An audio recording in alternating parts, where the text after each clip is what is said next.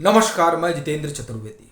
2024 में होने वाले आम चुनाव को लेकर घेरेबंदी शुरू हो गई है। एक तरफ सत्ता पक्ष है तो दूसरी तरफ विपक्ष, और इसी को लेकर बेंगलोर में जहां विपक्ष ने जुटान किया है, वहीं दूसरी ओर दिल्ली में एनडीए की अपनी बैठक होने जा रही है। इस दरमियान जो कुछ प्रधानमंत्री ने कहा, अंडमान निकोबार में जो अंतर्राष्ट्रीय हवाई अड्डे के उद्घाटन समारोह में उसने दरअसल कई तरह की चीज़ें खोल कर रख दी हैं, और वो लोग जो बेंगलोर में जुटे हैं असल में उनके चाल चरित्र और चेहरे को उजागर कर दिया है प्रधानमंत्री ने। खास तौर से उन्होंने जो भ्रष्टाचार की एक हायरार्की बताई है, उस हायरार्की ने तो पूरे विपक्ष के जुटान की पोल खोलकर रख दी है। अब बड़ी बात यह है कि प्रधानमंत्री ने कहा क्या है, तो उस पर हम लोग आएंगे, लेकिन दो तीन चीजें और घटी हैं जो ये बता रही हैं कि दरअसल किस तरीके का नैरेटिव गढ़ने की कवायद हो रही है। उस पर एक बार की बात कर लेते हैं, फिर आते हैं कि पीएम ने क्या कहा और उससे क्या चीजें निकल कर आ रही हैं।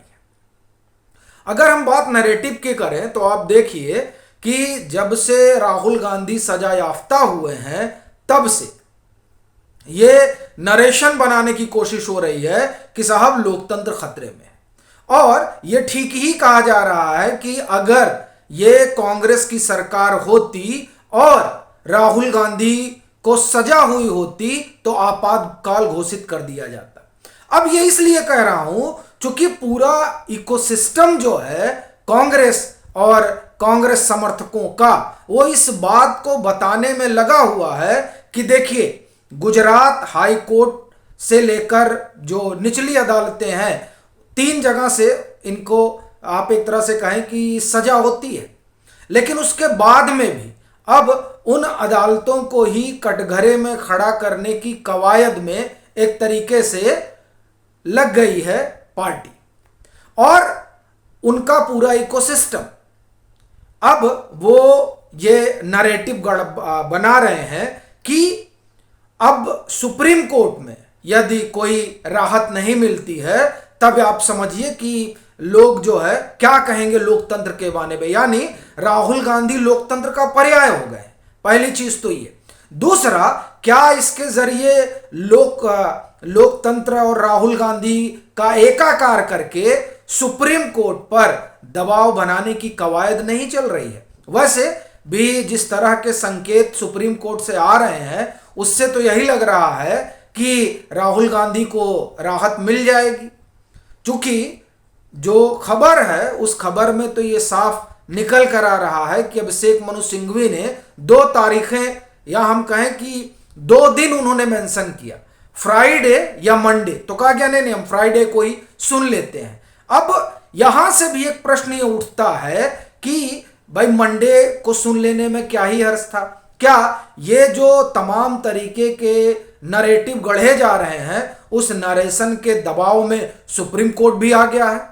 वैसे अभी पीछे एक इंटरव्यू हुआ, बड़े वकील हैं वो सुप्रीम कोर्ट के, दुष्यंत दवे। उन्होंने कहा कि आजकल जो है जज बड़े दबाव में सुप्रीम कोर्ट के, लेकिन क्या वाकई में ऐसा है? ये अपने आप में एक सवाल है। और ये इसलिए भी चूंकि अभी पीछे एक मामला हुआ, जिस मामले में तीस्ता सीतलवाड़ को गुजरात हाई कोर्ट ने कहा कि नहीं, आपको कोई अब राहत वगैरह नहीं, आप जो है तुरंत आइए। उनको वो इंटरिम बेल पर थी, तो उनसे कहा गया नहीं, अब कोई राहत नहीं होगी, आप तुरंत का तुरंत जो है अब सरेंडर करिए।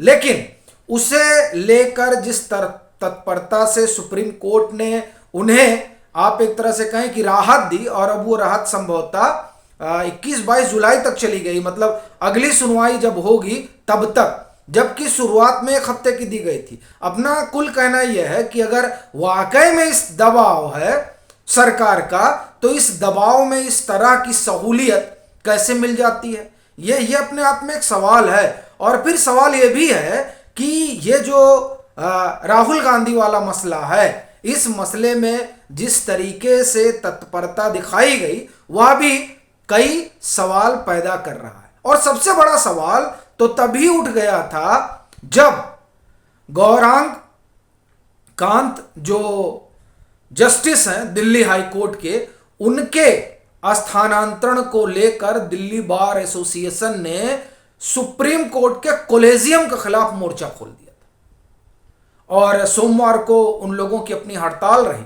जो कहा जा रहा है कि बड़ी सफल रही, और इससे सुप्रीम कोर्ट में सन्नाटा पसर गया है।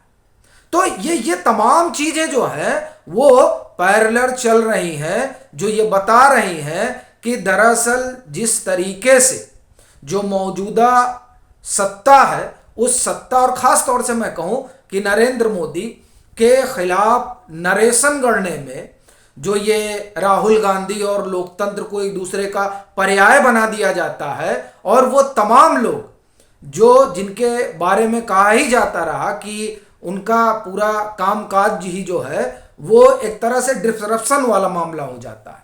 क्योंकि आईबी की रिपोर्ट भी आई कि किस तरह से एनजीओ वगैरह काम करते हैं, और ये 2014 में ही आ गई थी, ये रिपोर्ट बनकर तैयार थी, लेकिन तब मनमोहन सरकार थी और वो इस रिपोर्ट को सार्वजनिक नहीं करना चाहती थी। लेकिन जब नरेंद्र मोदी की सरकार आई तो वो रिपोर्ट बाहर आई कि किस तरह से ये जो एनजीओ चलाते हैं वो हिंदुस्तान की अर्थव्यवस्था पर कुठाराघात करते हैं, और भी तमाम तरह की चीजें निकल कर आई थी। लेकिन ये जो संदर्भ है, इस संदर्भ को भी लाने का बस मसला यही है कि किस तरीके का नैरेटिव गढ़ा गया, और उस नैरेटिव के बीच ये पर्याय बना दिया गया कि साहब लोकतंत्र के अलंबरदार वही लोग हैं जो कांग्रेसी इकोसिस्टम से जुड़े हुए हैं। एक और दूसरा, अगर उनको अदालतें कोई सजा सुना देती हैं तब लोकतंत्र खतरे में पड़ जाता है।